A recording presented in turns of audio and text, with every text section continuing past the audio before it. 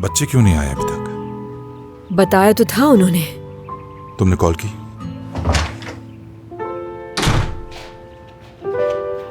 खुश आमदीद।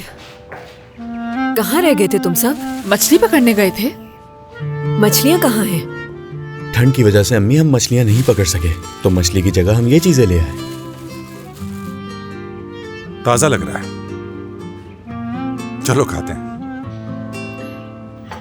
थोड़ी बहुत मछलियां दुकान से खरीद लेते और बोलते हमने पकड़ी हैं, तो इसकी जरूरत नहीं होती। बाबा आप जानते ही तो हैं कि फिश कितनी महंगी होती है। ये सारी चीजें तो मुझे सस्ते में मिल गई और अच्छी भी हैं। क्या किसी चीज की बू आ रही है? लहसुन की लग रही है। नहीं, लहसुन की नहीं, किसी और चीज की होगी। आप लोग खाएं इसे, मुझे देर हो रही है, मुझे जाना होगा।